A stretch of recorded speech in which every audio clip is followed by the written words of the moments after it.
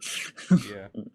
Hola Madridistas. Welcome to the preview for matchday 13 in La Liga as we travel away to Leganes. And one thing that is super important in terms of La Liga is that we are 6 points off of Barcelona, but we have this game in hand, right? So if we actually take this opportunity to close the gap, we can get to 3 points, which is basically nothing.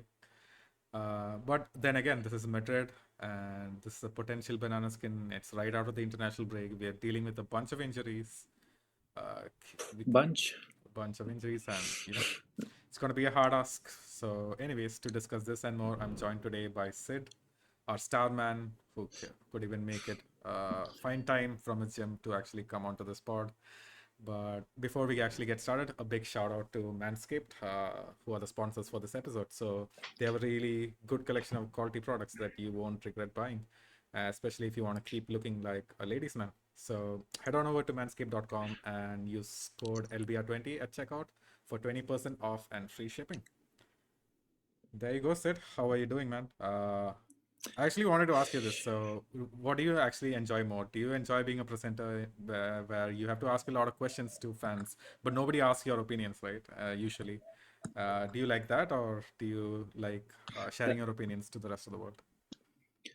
No, I think I generally like asking questions also, but after a point, it just gets to me. It's like somebody like literally ask my take on something also. It's like 75-25 because the idea there when we are doing fan camps is to get the fans, their honest opinions out in the best way possible. Sometimes, but I kind of say disagree with somebody or like I want to put in my opinion, but I have to take control of that. So I remember doing a fan cam with Farooq when he was the host, and that is something we enjoyed. So once like we have more people in Madrid, we could probably do that. Yep, that makes sense. And how about people like, do fans just not ask you questions back? Do they just say their piece and move along? Yeah, it's the thing is because obviously we're talking about Real Madrid in the Spanish capital, so the type of English speakers we meet, right? Sometimes if they are native English speakers, it's great to like get into a conversation with them, but sometimes when the camera is on, a lot of people kind of backtrack because they don't want to say something that blows so much or something which is like puts them into bad light. So what they try is like as the most vanilla answer possible and move on to the next. Oh, wow. So I to have to pinch them, say something spicy, make it spicier. I'm Indian, but but yeah, sometimes we do have that kind of a challenge. But there are some times where I think one of the biggest reels that we had, which had the most views, I feel, was a question that a fan asked me, and I gave their opinion, and they're talking about the Ballon d'Or, and I was in. I was still in that favor that Jude should have been favorite. I was not in favor of Vinny also winning it, but that was before the Champions League quarterfinals. So, but then that kind of blew up. We got like 120K plus views or something like that. So that was like that. It happens, but it doesn't happen like a lot of the times. Yeah, got it. I'm sure that media training, came in handy when you're trying to get spicy answers out of people. Yeah. So sometimes you have to, like push them. Have to say. I just give them a disclaimer. You can use the F word, say whatever you want. Just don't use the N word, please. And like I just told them, language is not a problem. You can like be honest with your criticism. You don't have to attack personally somebody, but what you saw on the pitch, you can be very honest. Your language and if they say something wrong, I defend my players, so that's not a problem. Or if I don't agree, I try to defend. But it's also like opinions are so vague, different. Sometimes you just don't know like where it's coming from, what kind of matches have they seen, or how they have seen, and what is my perspective on it. So yeah, that's the situation.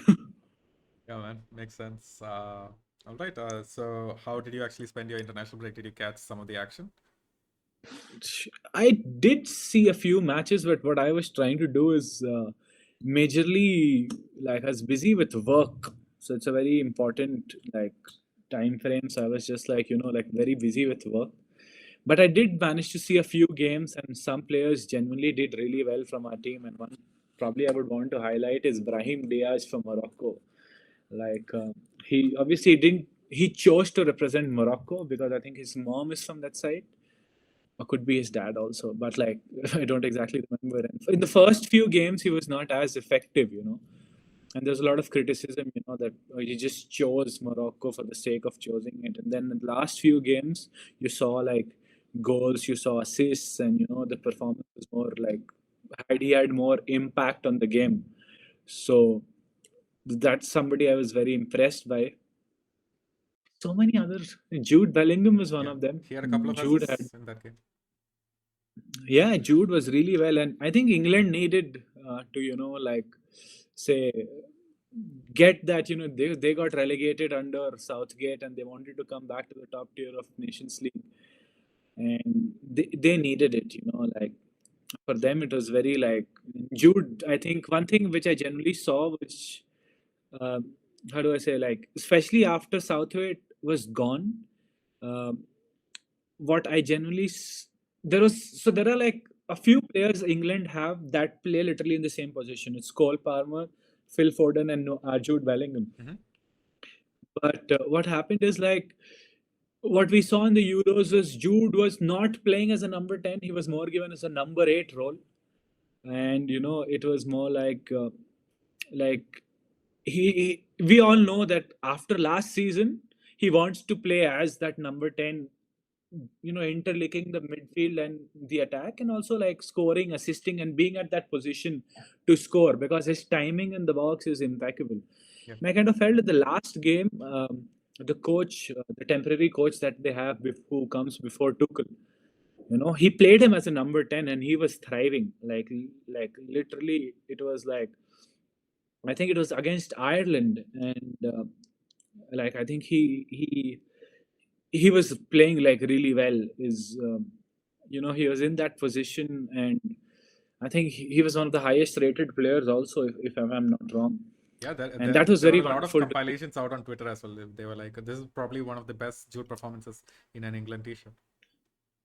Yeah, exactly. And I also remember he posted on social media, that genuinely enjoyed playing in that position or something along those lines, kind of indicating that where he wants to play.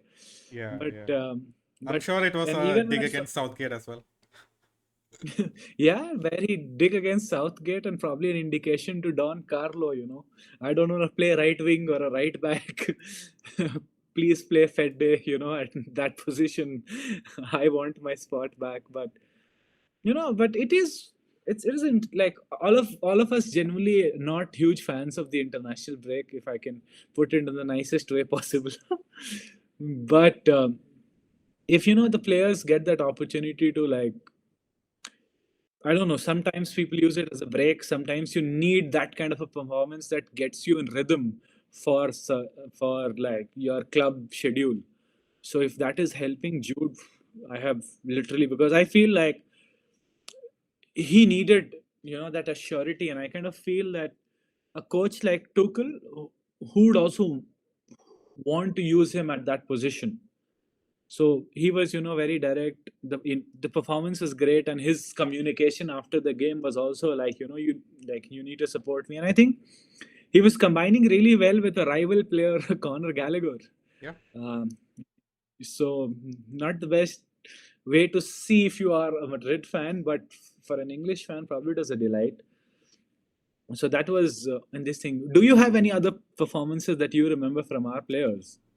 So I did not catch any game except for the Brazil-Uruguay game on the other side of the world. Yeah. And man, I gotta tell you, it was an absolute snowfest. Brazil, just like they've been in the last couple of years, absolutely shambolic Yeah. in terms of defense, attack, build-up play. They just seem to have no plan. And to be fair, Uruguay are a well-coached team, like him or not, like Bielsa, really made this team into a solid team, especially at the back. And Yeah. Fede, he had a bit of a role where he was the main carrier, which is Yeah. kind of different to the role that he usually has, where he's more of an orchestrator under Bielsa, right? But this time he was a Yeah. bit more of a carrier. That was good to see that he kept his role from Real Madrid, and he got the goal, Yeah. and it was a really important goal where they got the draw. But it's an absolute snowfest, man. I wish I would have watched the England Ireland game. Yeah, even England, Greece, that was also really good. But talking about the fact that Bielsa and that, like, that team, but whenever Fede scores, man, like that is like I don't know. There are some players who don't score normal goals, Yeah, and he's one of them. And Bielsa's setup, man, kind of helps him, and he has a consistent role there, and he's slowly turning out to be the captain. Like taking that. I don't think he's the captain right now, or is he no, the captain? Is he the I don't think no? so. No, Is he he's not. the yeah, yeah, yeah. But like he's taking that responsibility like you want, and at Real Madrid, they just like he's taking the responsibility, but does not have the consistent role. Like I think sometimes I feel if our manager gets sacked, and then Florentino Perez will be like Fede Valverde by the touchline Yeah, because he can do anything. So it's it's like this thing, like good player to have. But I kind of feel sad for him, but also love his ability to excel at multiple positions and situations. Like if you see this season, he's in a Tony Kroos role before the big injuries. Then he's transitioned into a right back when Lucas Vazquez got injured. He was like, "You go up, I'll play right back." And when he got substituted, he was there. If you say like the previous season, uh, he was more as a number eight. Now he's trying to play in a double pivot. And a season before, when we won in Paris, he was literally a right winger. He started as a right winger in the Champions League final. yeah, and that assist to Vinny. So Who can forget? yeah, yeah, yeah, exactly. So and like if you go back to that season before, also, he was trying to settle in between more like a eight, number 10, because they wanted to use his space. But that's the thing, like a player like him is like, people in Madrid love him so much because wherever, whatever he's there, he's gonna deliver. He's like he's he's like the engine, he's the tank in that way. And hopefully I kind of hope that obviously players like him don't get a lot of recognition. I don't want to say there are other players at his position who won a Ballon d'Or, which I don't agree with. But like in a I want him to taste international success, because Uruguay also after their coach, I think Oscar Tavares, they had like him for more than 10 years. And then Bielsa was trying to put in a new setup with young players, and he's the core of the team. So I love Fede, man. You remember, like, we have a saying, MILF. Milf, yes. MILF. Man, I love Fede. So it's probably the most, say, anyways, the world right now is very confused with genders, but we are also like, talking about MILFs and praise. It's Fede Valverde. So life is life. Life is life. It's just Real Madrid things, man. But on the flip side, I Yeah. was kind of really disappointed by Vinny's performance yet again. Uh, Even though he's like just hugging the touchline, trying to make things work, it just does not seem to pan out for him in Brazil. Actually, like Rafinha Yeah. looked way better than him. He was like their best player on the pitch, at least for me. Yeah. Like I think what Brazil played, I think two consecutive draws, right? Yep. They had they did Against. Venezuela and Yep. then and I think Vinny missed a penalty against Venezuela, if I'm not wrong. He did, yeah. They could have gone into the lead, but then Vinny missed it. I think kind of feel. I think one of the reasons why Brazil were targeting Ancelotti also is the fact that he has been able to get the best out of him. You know, Yeah. I don't like national team coaches kind of struggle, and it's not easy for players who are star men for their clubs to deliver for their team, also international team. Also, it took like say even it took Messi a lot of time. It took like 7 8 years to like there are obviously Brazil, the expectations are like sky high, but I don't know, I kind of And feel Brazil so, still. like, just compare Messi's. The reason for Messi being shit at Argentina was because he did not have Yeah, a supporting cast, right? Just look at the defense and the midfield of previous years. Now they got DePaul and, yeah, Enzo Fernandez and whatnot. They have a yeah, very decent team. But before they did not have yeah. it. Similarly, I think Brazil also, they are like, they have a star-studded front three, but then uh, the midfield and the defense, it's Mm, just very lacking, man. no, like yeah, no, but yeah, I could say that, and also would kind of say that the fact that if they have like two of the best goalkeepers in the world, Alisson, Sure. Ederson, centre backs, Arsenal's Gabriel, Marquinhos, they are like Marquinhos probably is top 10 centre back, Hmm. even probably Gabriel right now. Yeah. Midfield is what? Bruno Guimaraes? I Not a don't fan. even know who the other. Yeah. And then yeah, the front three, yes. I don't know. And also like Brazil, they have a center forward who's very young who plays for us, but they have been lacking a proper goal scorer for a while. I think the last proper goal scorer they had was probably Adriano in 2006-7. I feel. I don't know. It's Luis Fabiano is what they had in between. Gabriel Jesus, Richarlison. No, they won't win you tournaments. They'll win you group stage games. Exactly. Yeah, so I don't know. Maybe the Brazil team could be built around Rodrigo, Vinicius, and Hendrick. That would be like money minting market for us, man. We need to learn Portuguese then. Absolutely. I don't know, but these guys really Yeah. need to step it up. I don't know if it's the tactics or just Yeah. the players or whatever's going on. Like right now, it looks like Rafinha is like the most important player. It's not even winning. Oh yeah, man. Be it a rival man who scored a goal in the Clasico also, but I'll give it to that guy, man. I when he signed for Barcelona, I didn't think he's a Barcelona level player coming Me from too. Leeds, and he was literally like, can we use the word shit? Of course. So, so he was generally a very shit player, man, for the last 2 seasons. I don't know what Hansi Flick has done. I don't know how he has motivated himself with Nico Williams not coming in. Man, this season his performances like, and he's not scoring like those. Sometimes players score goals when your team is like 2-0 up, 3-0 up. Like Julian Alvarez at Man City, and they start padding. But Rafinha is also scoring goals which gives giving Barcelona 1-0 lead or a 2-1 or it's equalizer. And scoring key goals is kind of what makes a player very, kind of shows where their head is, like so. It's just this season he looks very good. I hope after the international break it does not continue, but that's a personal preference. Absolutely. Uh, but one person who did not have an international break or he just chose to stay at Madrid is Mbappe, right? And Yeah, a lot of it's fans are just uh, like, I don't know, like, what is your and take if on him just completely shutting out the France team until like he gets up and running at Madrid? Do you think it's the right way to go? Don't you think like if he had a fresh change, maybe if he finds his preferred role in France, he could get better into form and better at least improve his confidence? man, the thing is, see, as a Real Madrid fan, what I genuinely love is the commitment he's showing that he wants to excel at Real Madrid. He knows. See, he scored what 8 goals, 2 assists, and Kylian Mbappe was like, obviously the expectations are super high. Then obviously I know at one point he will deliver, but a player like Kylian Mbappe, expectations will be high from day one. He was speaking fluent Spanish. The presentation was a world record presentation.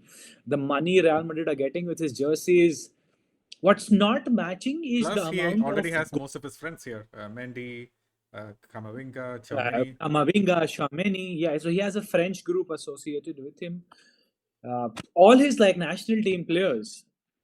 But I don't know. Like as a Real Madrid fan, I love to see it. But if I am French, I would be fuming, man. Like the fact that he asked Deschamps for the captaincy, and then that is the attitude. Like Griezmann was supposed to be the captain after the World Cup. Mbappe would have taken. Griezmann had to retire.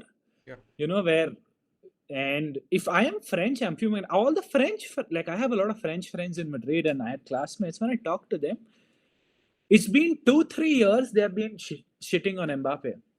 It's his attitude last 2 seasons at PSG, his attitude at the French, even at the Euros, he didn't have a great Euros. Like if not for penalties, last few months, like if for even for Real Madrid, like I don't know, he's not like say flourishing in a way that we had expected. And there are a lot of reasons we managed to speak to Sidlo outside the Santiago Bernabeu, and after the game against Osasuna, and he had a different explanation of why Kylian Mbappe is not working. And I don't know if could we play that audio clip for our listeners to re-listen, sure. you I know? have it on hand. Yeah. I He think the had a first one great is, take on and I do why think it's Kylian Mbappe. absolutely true, he is not playing in his best position. That's true. And it is true that he's come to probably the only club in the world with a player as good as him in his best position. And so it's difficult. And it reminds me a little bit of what happened to Antoine Griezmann when he went to Barcelona. That he went to the only club who had someone better than him in that position. Now, does that mean Mbappe can't play at number 9? No, I think Mbappe can play at number 9. So I think there are other things going on. Obviously, one of them is the balance of the team. One of them is the way in which the rest of the team is structured and what that changes in terms of the positioning of the players, in terms of the way that they play, but also I think in terms of their kind of the group dynamics, in terms of how the players react to each other. And I think we've seen all the way through the season that Mbappe and Vinicius have been trying to demonstrate that they can play together, but trying to demonstrating it and being able to do it are slightly different things. I think the tight kind of service that Mbappe is getting is different.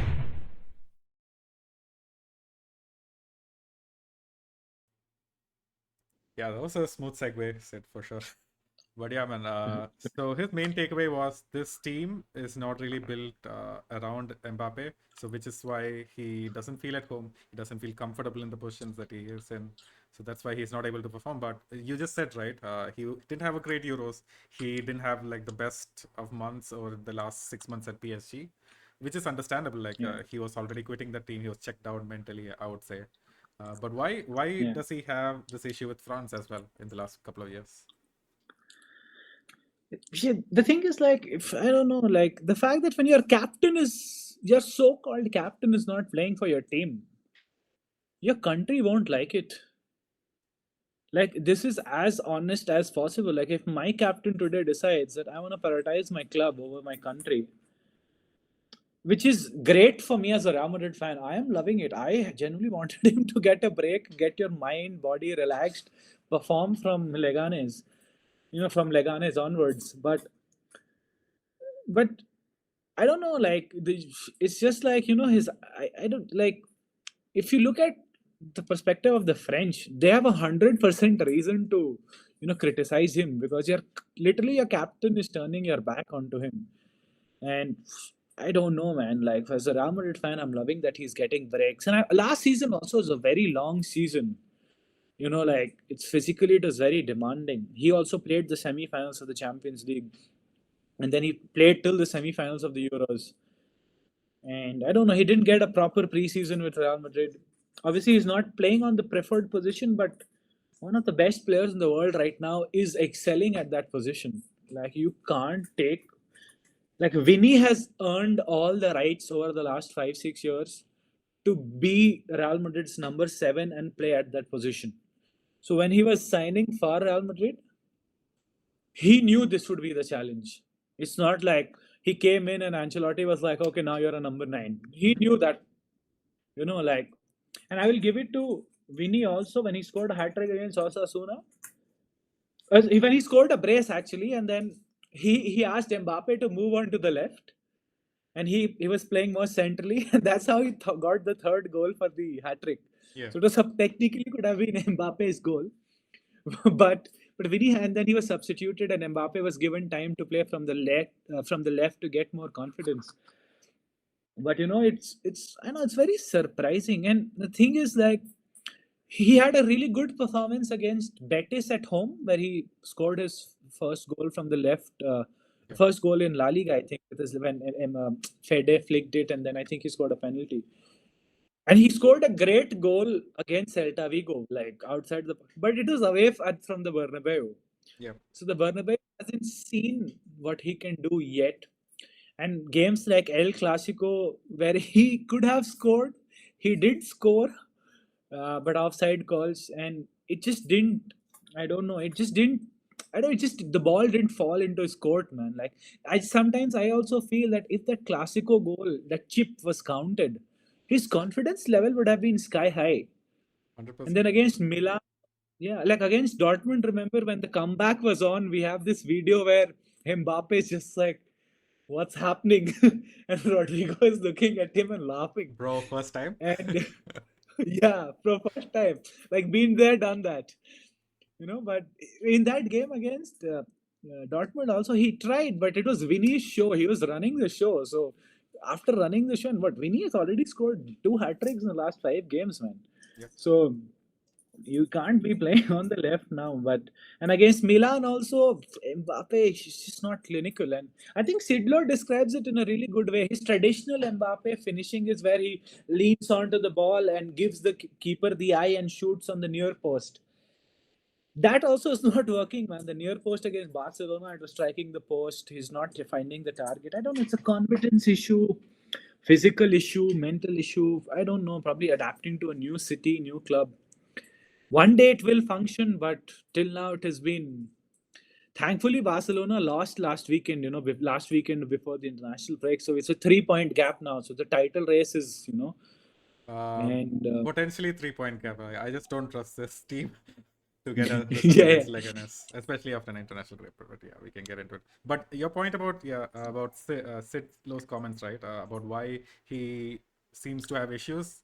Let's actually hear it and then we'll come back, because I think he brings up a Yeah. very valid point in terms of the positions that he gets the chances in.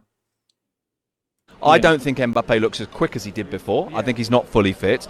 I think that actually his performances in the last couple of weeks have been quite good, but he hasn't been finishing. And I think that failure to finish his chances is about it being different types of chances from before. In other words, he's in different positions, he's finishing in different ways. It used to be that he would come in off the left, open his body out, right-footed, go to the near post. That chance isn't falling very often for him now. It did in midweek once, but not very often. And so that's part of it. I also think there is a degree of anxiety. There is a degree of thinking, I'm Mbappe, I'm here to score goals, I need to score goals. And when the goals don't happen, and bear in mind that he's got 8, which isn't a bad return. But the expectations are. Expectation is huge, and I do think there is a little bit of anxiety in him and a little bit of hurrying to take his chances.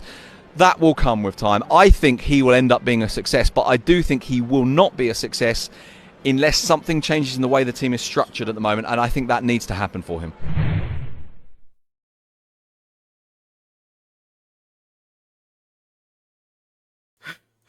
Yeah, we're back live, folks.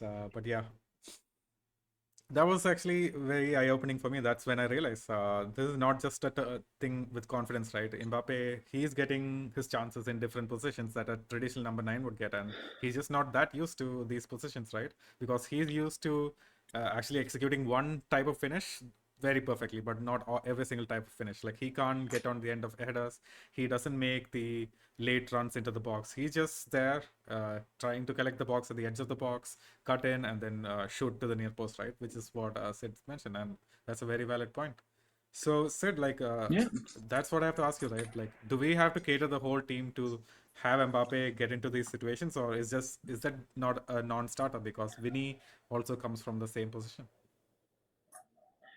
I mean, obviously, like Vinny's, like last time when we were talking to the ESPN's Alex Kirkland, he said he had doubts if Vinny has cemented his position on the left wing or not. I completely believe he has. That is his position now. The left wing is you can't, like, literally last 4 years what Vinny has done post that COVID. The way Vinny came out was something very very different. But I'll talk. I definitely would love to mention about Mbappe. As much as I have followed him, he did play as a number 9, but only in like spots in different phases. If you look at Monaco, he was playing from the left and the right wing. He had the main center forward was Falcao, and then when he joined PSG, it was Neymar, Cavani, and Mbappe on the left. Sorry, Mbappe on the right, and like, so that was, in a way, like, he had the right wing also sorted. Now here also, our right wing is like also in a way booked by Rodrigo. And for France also, some days he was playing, but till his career right now, he was majority on the left with Giroud or Benzema as a number 9.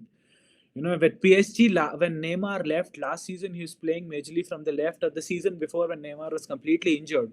You know, so he has not had consistent experiences. He can play as a number 9, but he's not a number 9. He's like, but obviously he can play, and that is what the challenge is for the team right now. If Carlo Ancelotti if he made Vinicius Jr. an inside forward, because I remember before last season in his press conference, he said, Vinny has to learn how to make runs as a number 9. He cannot make runs as a left winger when he's playing as an inside forward. And it's the same with Mbappe. It will take time for him to learn how to move as a number 9 in this setup. Because in France, the number 9 was more supplied by the wings from Dembele and Mbappe and Griezmann from behind. But here, the number 9 is supplied by Vinicius, Rodrigo. So, and then also like Mbappe, the reason why he's getting a lot of offside calls is uh, he's not able to accelerate at the way when he has to make that run where he has to slow down and then accelerate so that he beats the offside line, which right now Haaland does perfectly because he knows how to use his pace. And Mbappe is more used to using his pace with the ball. So it's a technical issue that he has. And I also believe that, like until unless like Vinicius is injured or something, or like he's substitute, I don't see Mbappe playing on the left. Absolutely. Or No until way. so it's an uphill challenge. But once he, like if we find the rhythm, probably, I kind of feel if Tony Kroos was still around, he would have had a lot of he would have been supplying a lot of balls to Kylian Mbappe because he knew how to break the gaps between two center backs and the left back or like the wing back and the center back, and he could run in on those channels. And if you see, Mbappe has been running onto those channels. The problem the reason for the criticism is either he's been getting caught offside a lot or he's not able to finish those chances that we expect him to do. And like Sidlow mentioned, he's getting those chances in a position where he was not consistently used to it. So now this is up to Francisco Ancelotti and his son, Davide. God's plan. God's plan, and I feel like a lot of things will get resolved over time, like you said. But yeah, man, like we have to look ahead, especially since this is a very crucial month and a half until Yeah. December. We have to like really set our sights. Even on the Champions League, we only have 2 wins out of what, 4? And 4, yeah, man. it's Two not big away trips, man. away Atalanta and trips. Liverpool. It's going to be a crucial time. We have to at least get a win in one of them, hopefully. And even in La Liga, we cannot afford to let it slip even more than usual. Barcelona are right up top. They don't seem like they're stopping anytime soon. But yeah, like the major thing that might stop us against, having a good month and a half is actually our injury situation. Do you actually think we have the tools to cope? Because Lucas Vazquez, he's going to be back at the end of the month. So he might return, but should he be an absolute starter? I don't think so. I think that Ancelotti has to figure out some way to integrate Raul Asensio as well into the team. Let's start with this question, right, Sid? What are your predictions for Raul Asensio's season? Do you think he's actually going to be one of our starting centre backs along with Tchouaméni when Tchouaméni comes back, or what's it going to be? The thing is, so for example, the only fit centre back we have right now is Rudiger. And Vallejo, but he isn't even in the conversation. Just imagine how bad that is. I think, it's just, if I don't know why he hasn't improved, but I also didn't expect him to improve at Granada. So, but, so the fact that obviously when Tchouaméni is fit, he has the right to play centre backs because last season also he did play well there. This season also, when given the chance, obviously not his preferred position, but he has done well. And you have seen I think it's also part of how Real Madrid function. Usually young players do not get a lot of chances. Like you have to be very special, like a Rafael Varane or a Fede Valverde is what reminds me in the last 10 years. Otherwise, it's usually established players who come into the team. But now, because of the fixture list and the injuries, I feel Raul Asensio will get a lot of chances, and especially teams like, say, the La Liga games that we have is Leganes. After that, I think is Rayo Vallecano. These 2 games, I think, should be used as those games where he's given chances to gain first get that momentum, get that confidence, and then see where he belongs. And also, because the way Kamavinga was as a number Man, 6 I'd against just like to point Osasuna. out, Raul Asensio, he has to play against Liverpool as well. Like, Tchouaméni is not going to be fit. Oh yeah, so then he has to get that momentum on. Like there is like the club now has no other option, to say you have no other options to partner Rudiger. So he has to. So now the club has to use him in a way where he feels home, he feels confident that he can be the main starting back for Real Madrid even temporarily. And what I saw against Osasuna, he looked good. He was not afraid to play balls. He was not afraid to tackle. He was not afraid to communicate as hard as he could. And that are good. Like these are like good signs, like. But it's also like how Ancelotti will see it, because I don't think Alaba might come back say Jan end. So it's gone. Show Militao out for the season. So most likely, if we go to Liverpool with Raul Asensio as our Raul Asensio, Rudiger, Mendy, and say Fede Valverde as a right back. That's what it looks like. God's plan. Vinicius Junior and Inshallah comes in as my strategy. But that is going to be a big challenge, man. But I also feel we have one victory. Thankfully, we have one game against Salzburg at home, which we should win comfortably. Yep. Because of the new format, you have to be really, really bad to not make it to the next round. But Like, we still don't want top- to get to the playoffs or anything, right? That's just more games, more trouble, asking for trouble. Yeah, but 2 more games is still better than not making to the next round. That's true. And like right now, then the thing is, the format is such where any team who's not favorites, I think say a club like Brest or like Sporting Lisbon, they are like in the top 8 right now, if I'm not wrong. So like if you technically look at say, like if you could technically look at what the top 8 should be like Real Madrid, Man City, Bayern, Arsenal. It's not like that. Yeah, Barcelona is there, Dortmund's there, Inter. Yeah, you expect, but like you also see Monaco, Sporting Lisbon, Brest, Aston Villa is in the top 8. So obviously 4 more games, a lot of things will change, but I feel we could get victories. Like Salzburg, 1 victory. If we get a result against Osas, I'm not very confident at Anfield, because Anfield it's a 3-year revenge coming in. I'm telling you, we scored first of all the Paris final, then we scored 5 goals again at Anfield, I remember, and then like we beat them again. So it's like Paris final at this 5 goals, and they look really strong, man. Liverpool right now, they look like a solid unit.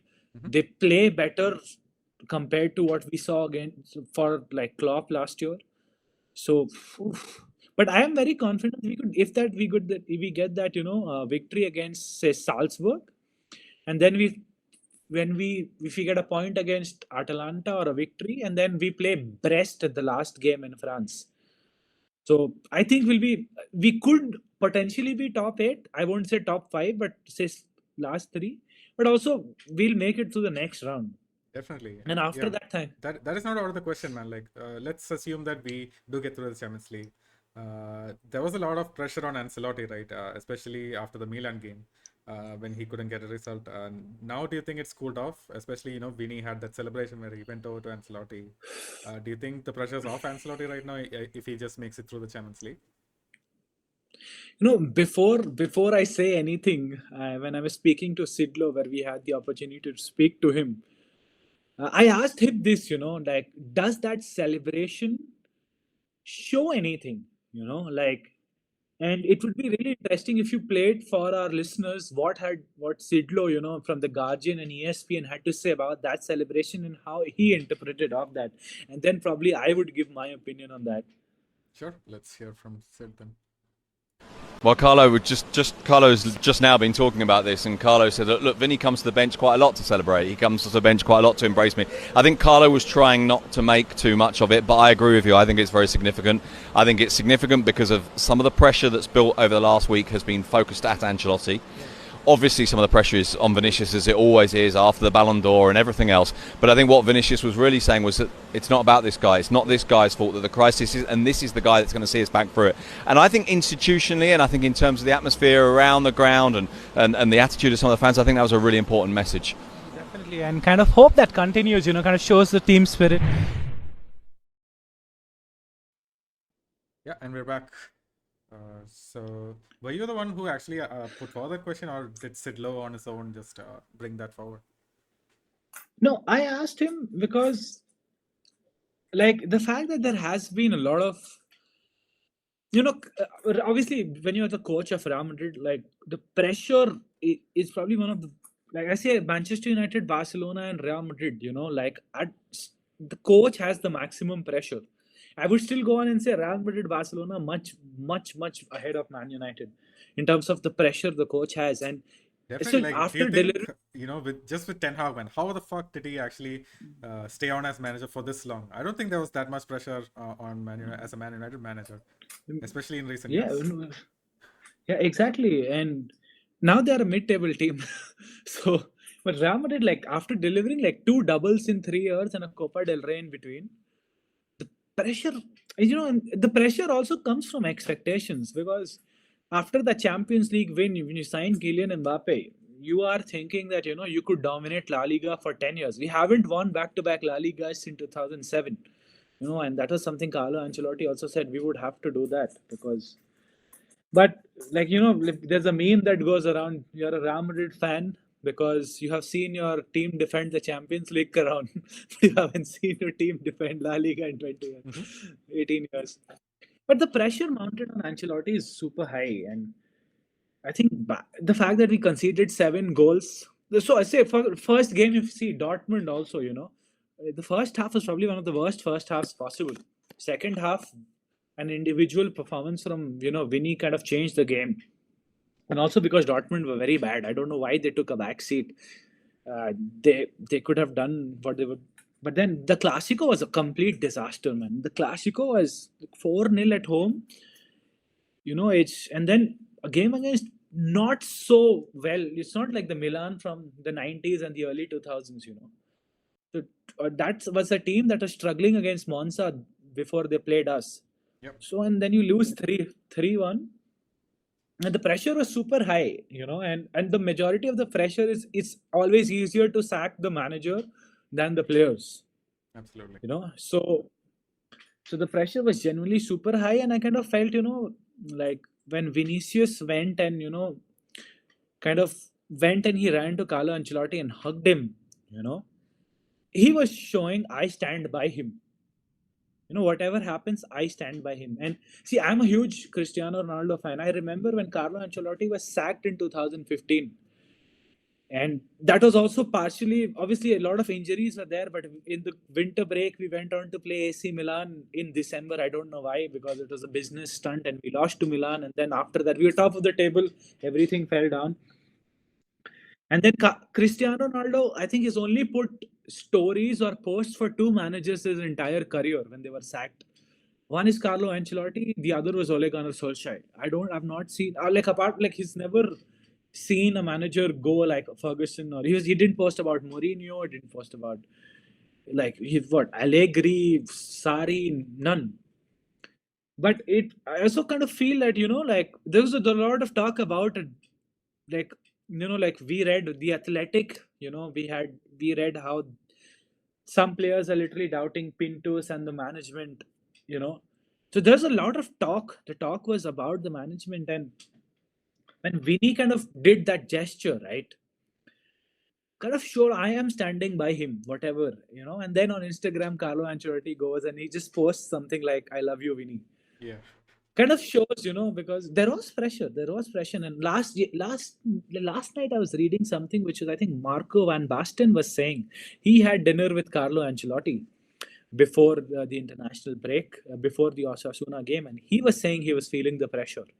Wow. And it's not like, okay, so there was pressure, if this need, and kind of shows, Vinny was like, I am gonna stand by the man who made me what I am today.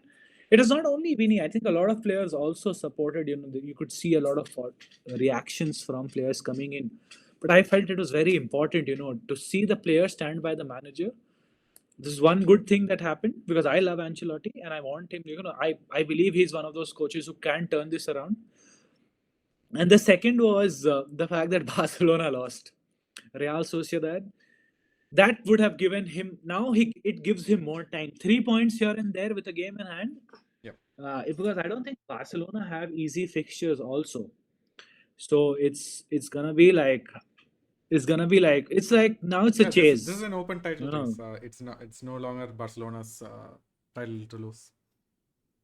Yeah. Now it's opened up, and Barcelona have what? Next game they play Celta Vigo. If I remember, they always struggle against Celta Vigo. Yep. I remember somehow Iago Aspas turns up and he scores. Like that has something we have seen. And then they play Brest in the Champions League, even though it's at home. So difficult games, and then they go like they have Dortmund in the Champions League, but and then say before Christmas they play Atleti. So if Atleti gets a big result against, even if they get a draw and we win all our games, before we play Valencia, the gap is down to 4 games, and we have comparatively easy fixtures that we should get results. And if our squad was fully fit, I would have been like, oh, we have to do this. Yeah. So.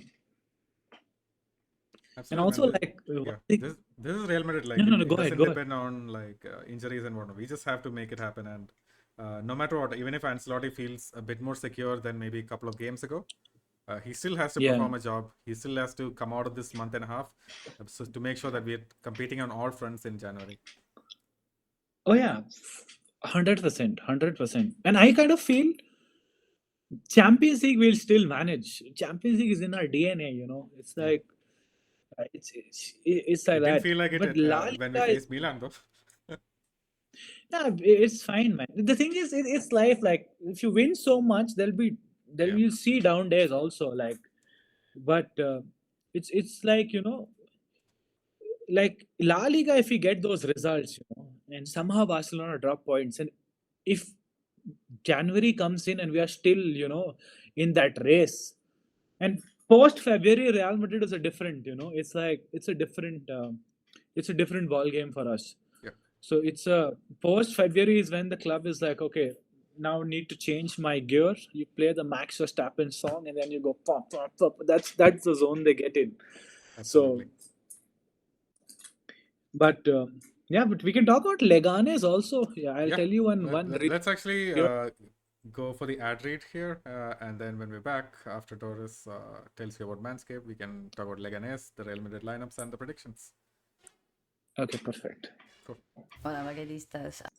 Once again, to remind you that if you want to support this channel, you can go to manscaped.com, use our code LBR20 to get 20% off and free shipping. That's code LBR20 to get 20% off and free shipping. This time I'm here to introduce you guys the Chairman Pro. It's a trimmer featuring skin safe technology, completely waterproof, as you always hear with Manscaped products. You can use it in the shower, and what's amazing about it, it has flex adjust technology, which allows you for really smooth and precise shave. And not to mention that it features 2 blade heads. One is called the 4-blade foil, which is for that really smooth and nice shave, and the stubble trimmer to get that rugged look if that's more your thing. The Chairman Pro also is able to really get that long beard as well. So if you missed a couple of days of shaving, the Chairman Pro will be able to handle it. It features an LED spotlight as well.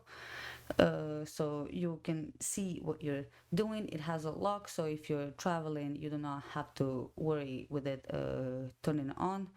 And if this is something that is piquing your interest, make sure to go to manscaped.com, use our code LBR20 to get 20% off and free shipping. That's code LBR20 to get 20% off and free shipping. Back to the video. All right, we are back. And Sid, you were about to present some facts or stats from Leganes? Go for it. Go ahead. Yeah, man.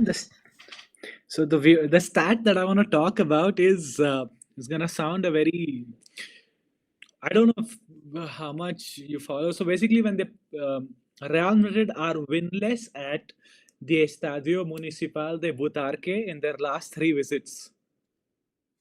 So Sure. they drew they drew Leganes 2-2 in 2020. I remember, I think Asensio scored one goal, and I don't remember. And then it was a 1-1 draw in 2019, and then Leganes actually won second leg of the Copa del Rey 1-0, but we had won the first leg 3-0.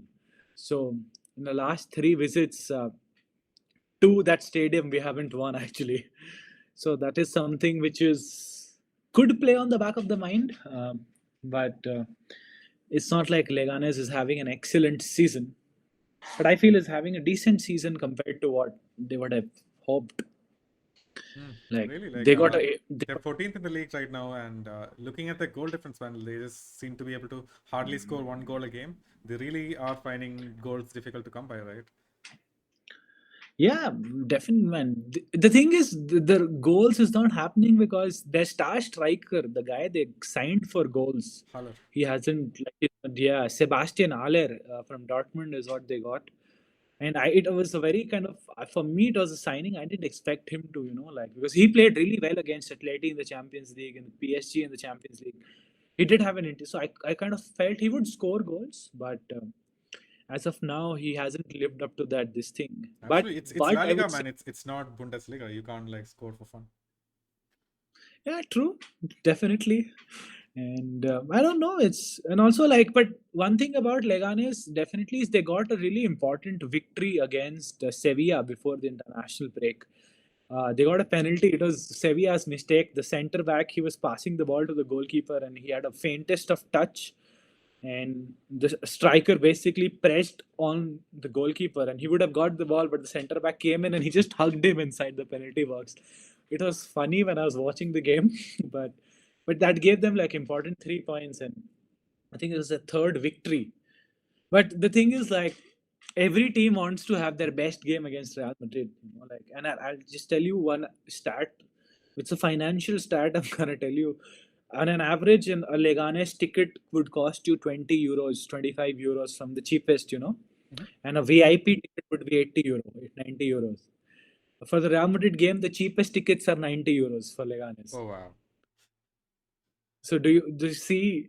It's the game where the club wants to make the maximum money, and if you get so Leganes is in the outskirts of Community of Madrid. I think one of those last cities.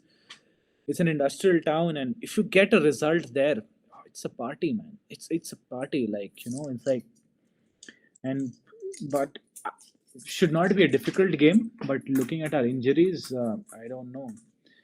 And because Leganes, they came from the second division last year, and it was like for them, obviously the priority is to survive relegation, and till now they are doing well. I would say like 14 points in 13 games, not bad. Obviously they would want victories, but I hope it's after Real Madrid that they get their victories. But yeah, man, it will be a difficult game because the thing is, these stadiums, right, like Getafe, Leganes, these small stadiums, right, Rayo. it just feels, yeah, right, like just feels the crowd is on top of you. I've seen games at these stadiums. Like the atmosphere is such, one day if they have that atmosphere where the intensity is a little, it's a Sunday evening also here. So you might never know. So things could go, any way, but hopefully, like, should not be very difficult though. Absolutely. Because I remember I saw Atleti Leganes, that game at the Metropolitano, and Leganes actually were the better team. Even though Atleti won 3-1, they scored like two late goals. Leganes deserved to win that game. And then I was like, they are literally like doing something, but hopefully, like not against us. Not against us. And do you think Sebastian Haller is going to start, or is it going to be De La Fuente, like in Sevilla? I don't think he gets a start, man. Like literally, like he does not have his goal scoring boots as of now. Right. So for the coach also, it's what do I say? It's like he's in that zone where what do I say? Like is still figuring out a setup where he could get results. He's not somebody who would want to prioritize something else over results. Absolutely. I think Especially a lone Borja, he player, may. like they have nothing to gain just from trying to play Haller into form. Yeah, exactly. So um, I don't know, and it's like how do I say, like for them it's the match of the season. Yeah. When you play Real Madrid, it's a match of the season. So I don't see, how do I say, like I don't see Haller starting, but you might never know. Like a lot of things could have changed after the international break. Absolutely. And one thing is, But yeah, man. One thing is that sorry, you I know, just in the Sevilla game, he had like two starters going off injured, right? Renato Tapia, Enrique Francesca. Renato Tapia, like yeah. I've always been a fan of him, even when he was at Celta. When he faced off against us, he is usually not the best. He has had so many mistakes, but against the average La Liga team, like he is the one who holds down the fort. He is actually responsible for like that defense clicking, right? And he's going to be a huge miss. Yeah, So we have yeah. another Real Madrid player, former Real Madrid player in their ranks. Do you think he can actually score against us, or Oscar Rodriguez? Scoring would depend on how our team lets him, get into that position of scoring. But if you see, I'm not very confident, like for him to score. But it could be a possibility. But they also have like two injuries in this thing, Garcia and Francoesa. So they are also like a little. It's a center. He's a forward, and then Francoesa is a defender, Mm-hmm. and they have their injury issues as well. Yeah. But like the fact that if you are a Leganes fan, and if you Leganes like player also, the psychological boost you get after getting a result against a team like Real Madrid could just change the direction of your season, you know and so this is why it's the biggest game for them. And I am like, with respect to what you asked before, obviously, like especially when Miguel de la Fuente he scored that penalty against Sevilla, I think he would be leading that attack. So it's gonna be like, it would be a compact game, man. Away games, and especially like away games, we haven't been playing well. Also, we lost against Lille. We had a draw against, I think, Las Palmas, Mallorca, one of these island teams. Mm-hmm. So you might never know. Yeah, it could be a potential banana skin, but yeah, man. Both teams have their injuries. Likely that who is going to start for us as well. Do you want to take a stab at predicting the lineups? We don't have a lot of options there. I scored to a fit though. Start from the goalkeeper. I actually have no idea. I don't know. I did not To be see. honest, From the training videos, I did see him. I think not 100% sure if he's gonna start. so say for example, okay, either Courtois or this guy. Yeah, Lunin, he starts. But say for example, it's one of these fan cams when we were talking after the Osasuna games, and this is one guy. He says, obviously we lost against Barcelona, and Milan, but the only player who was performing apart from Mini was Lunin. 4-0 could have been a 7-0 if not for Lunin. 3-1 could have been a 5 or a 6-1 against Milan at home if not for Lunin. And last season we saw what Lunin can do, man. It's just, it kind of shows that if you have a backup like him, you don't have to suffer. He could have been a starter at any other place. Yeah, it's not like you're playing Lucas Vazquez instead of Carvajal. You're losing a lot. But when you're playing Courtois and Lunin, there's not that much of a gap. Yeah, exactly. So and also either of the two start. Say Mendy on the left, Rudiger, Raul Asensio, Fede Valverde. We know is gonna be probably the first choice. I say number 6 should be Camavinga because he's really good against Osasuna. Jude Bellingham, he plays, and who would partner him? The only option I have is Luka Modric and Dani Ceballos. Do we have other midfield? No, we don't. But it could be a three-man midfield again. Are, Are they Gular as well? But is Rodrigo fit? No, right? yeah. He's still out injured. No, Rodrigo's not fit. Rodrigo's not fit. Rodrigo's not fit. And for Rodrigo is not fit, Lucas Vasquez. So say we say Kamavinga number 6. We say Jude Bellingham and Arda Güler to start. I don't know how would they both be settling in because they practically want to play in the same position. It's going to be an away game, right? I don't think Arda might start just because of the pressure. Yeah. Well, there is this interesting stat that Arda has played more minutes for Turkey than Real Madrid this season. SofaScore reported that. That was hilarious. I think he's a player with immense talent.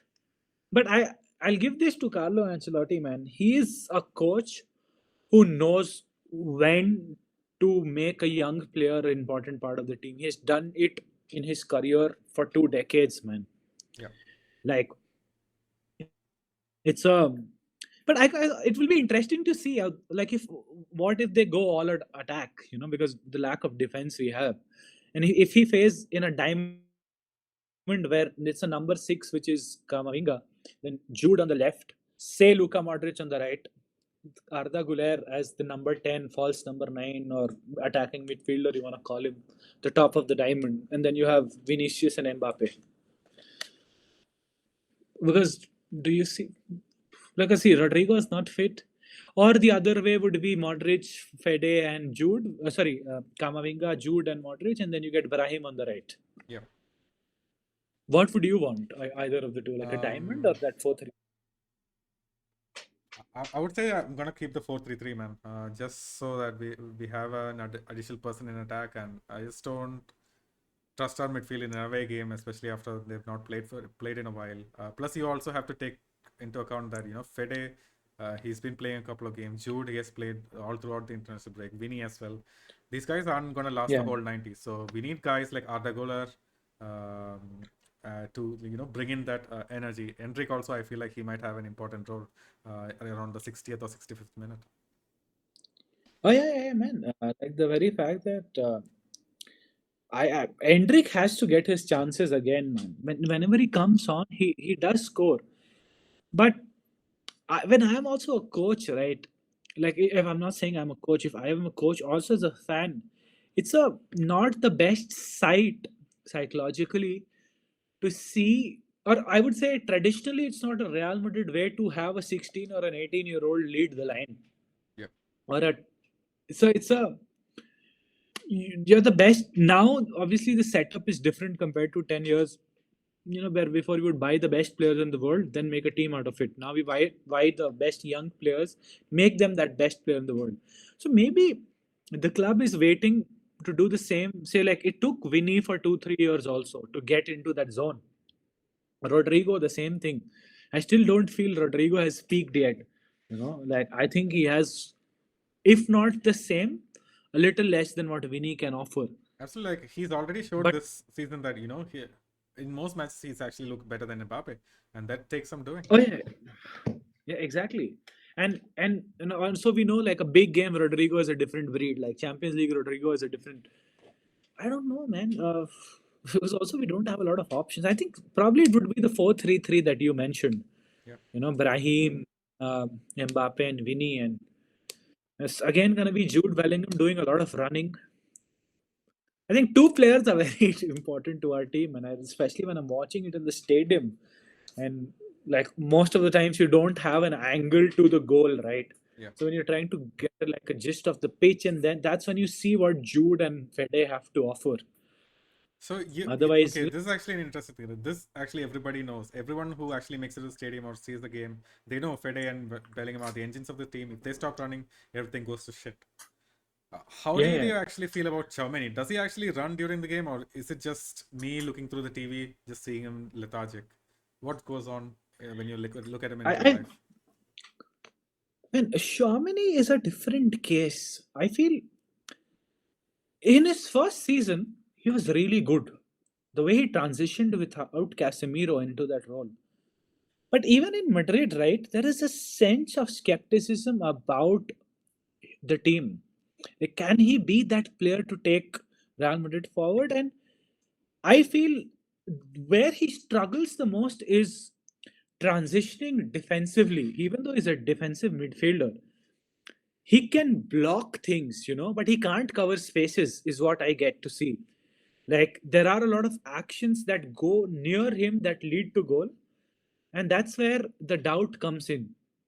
Now, like today morning, like literally, if you see, Rodri was telling, if Real Madrid give me a call, Yeah, and I, there's no smoke without fire, I, right? I'm pretty sure like oh, some people are just like doubting Chouameni, trying to push him out of the team, trying to get Rodri in.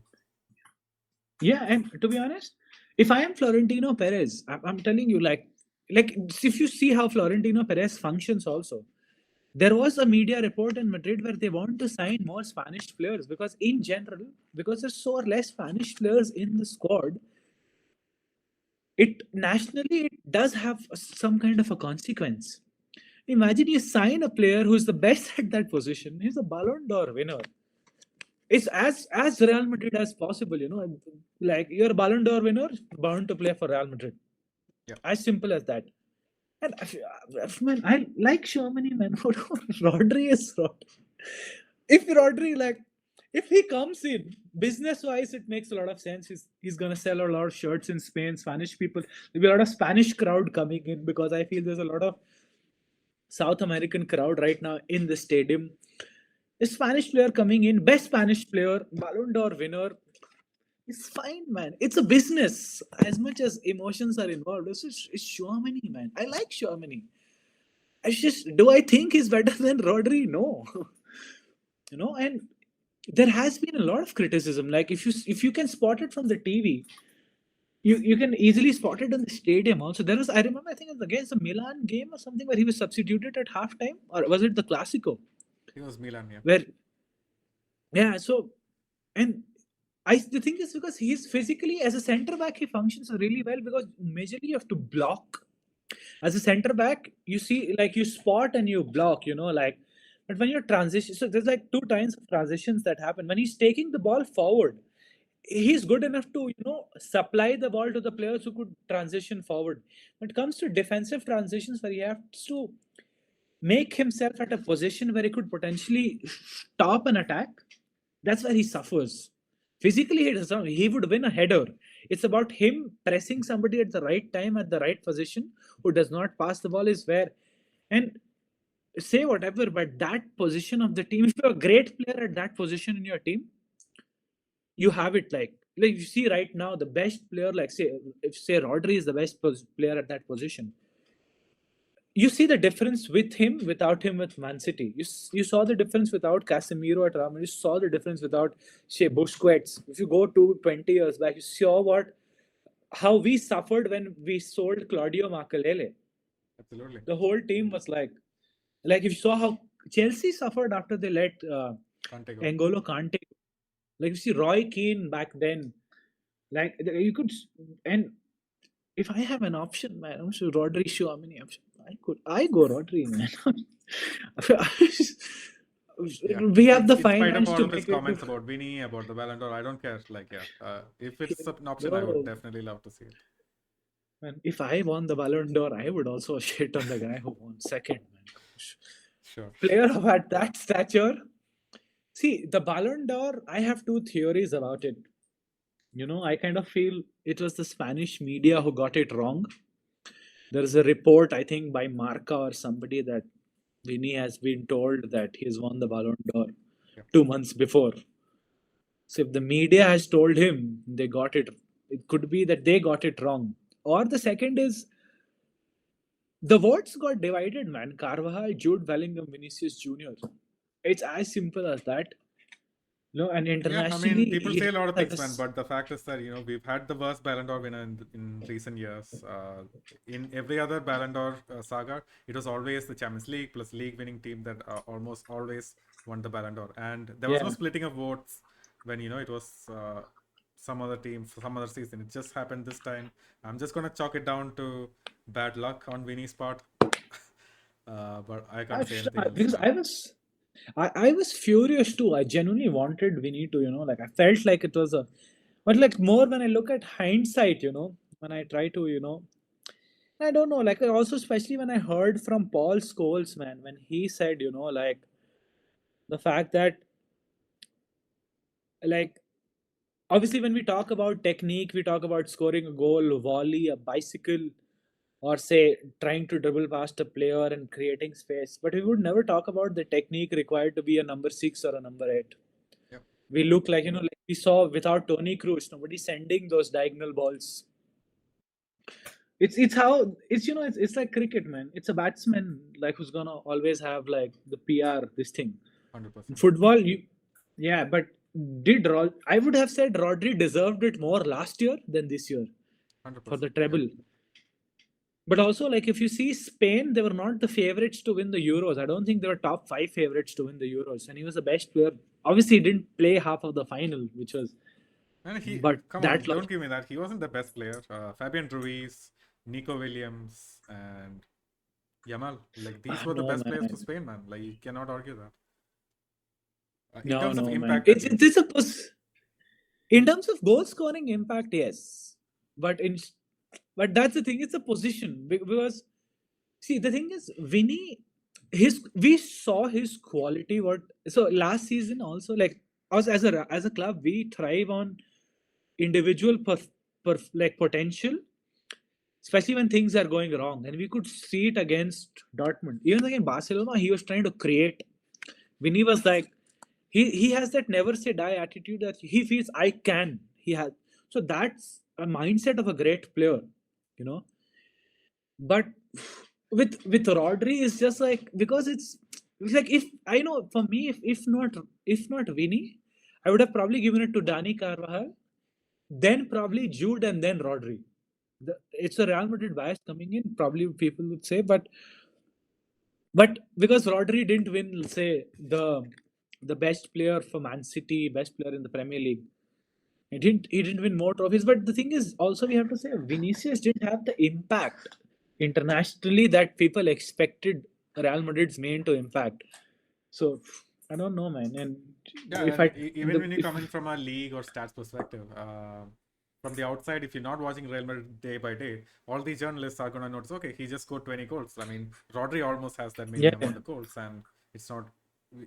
Yeah, it could be debatable for those that, guys, that's but we know like Vinny yeah, was so crucial for us to winning the double last season, and these just guys yeah, remain. exactly. I mean, yeah, exactly. But I don't know, man. Ballon d'Or. Also, I could feel that Ballon d'Or did that.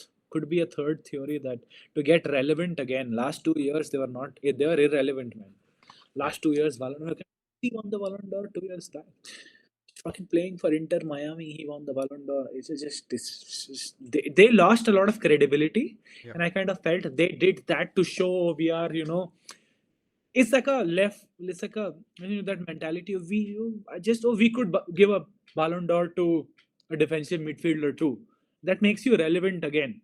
that's true. So it could be that also, and I don't know, man. It's just Yeah, what goes we'll inside. just keep on sitting here in the next hour also if we have to discuss the Ballon d'Or, man. Like it's just never ending. Yeah, Everyone has different opinions, but yeah. yeah. I think I agree with But if most it, of what you said. With Rodri's, it isn't flashy always, but he probably was like so important for Spain to win the Euros. You can't argue that. yeah, I mean, if it comes to Real Madrid, I had a conversation with Sunayad on this a year back, 6 months back. I was telling him, man, I have a gut feeling Florentino Perez wants. And he said Rodri is 31. I said, no, he's 27, 28. Yeah, Man. prime age, And come on. prime age for our marquee signing next Yeah, season. yeah. Just imagine you sign Florian Wirtz and Rodri in the same window. And then you get Alfonso Davis and a right back, which I don't want Trent Alexander-Arnold, by the way. I'm not a huge fan. But if you get that, because attack-wise, we are sorted. Because there'll be a lot of people leaving. There'll be Jesus Vallejo leaving. I feel Dani Ceballos also leaves next season. Yeah, And you get Florian Wirtz. So imagine a midfield, say, Fede, Florian Wirtz, Jude, Rodri. Kamavinga plays left back. I don't know. It's gonna I be don't hard, know, yeah. man. It's gonna be fun choosing the lineups as well. But yeah, man, let's actually go to the predictions. Who do you think Real Madrid are I gonna win, and by how much? I feel it's gonna be a 3-1 victory. I do see us conceding goals, but I also see Vinny and Mbappe scoring. I kind of feel Mbappe has been a lot of negative light, and he gets his moments. I feel from now on he gets his moments. Yep. So, Yeah, and what's your prediction? that's a fair shot, man. I was gonna go with the 2-0 just because I don't believe in these guys, Leganes, being able to score. If they can't score against Sevilla, if they needed a penalty to score, they're not gonna score against us. Hopefully, that is my hope. Yeah. It might be false because even Lille and Mallorca found a way to score against us, but it is what it is. I'm gonna predict a 2-0. Yeah, man. Hopefully, 3 points is what we need, and Barcelona drop points against Celta Vigo. Yep. Fingers crossed. Who's third right now? Villarreal or Atleti? I think it's Athletic. Yeah. Even now, it's Athletic. No, Atleti play. They play Alaves tomorrow at 4 o'clock because I'm going for the game. So it's they play, and then Villarreal is okay. It's the Villarreal fourth. Yeah, man. Atleti is only one point behind my watch, and Atleti is also like the 5 draws, man. Yeah. There's so much we could. Yeah, doesn't like all news about Simeone going and blah blah blah. So I could keep talking about that. Yeah, let's actually end this, and then we catch us on the post match, and as well as for the preview for Liverpool. That's gonna happen probably on Monday. And thanks for all of the audio listeners. So we're gonna be distributing with a new partner, Acast, from now instead of Spotify, but it's still gonna be available on all platforms. But the links are down in the description. You can find it. Also check out possible. There's no fan caps for Leganes, right, Sid? I know our cameraman is moving to a different city. There you go. So But do check out the conversation with Sidlo, I would say. definitely, yeah. We'll link that down in the description below, so you can catch the whole conversation. It's really enlightening. I feel like he has the answers to a lot of questions that Real Madrid fans have been having, especially in terms of our star players. So yeah, And it's always great listening to him also. absolutely, a great friend of the podcast, always there to help us out. And last but not the least, if you're not subscribed yet, do subscribe and hit the like button. So it's just something that you can do that really helps out the channel. And if you get time, especially since it's the holiday season, yeah, check out Manscaped. Buy yourself like something small, maybe even a shampoo to gift yourself, because it's a really luxurious shampoo. Like Farooq actually said his hair has really improved after using it. So yeah, go check out them and use our code so you get 20% off on top of the discount that's already happening. So yeah, thank you folks, and until next time, Hala Madrid. Mari.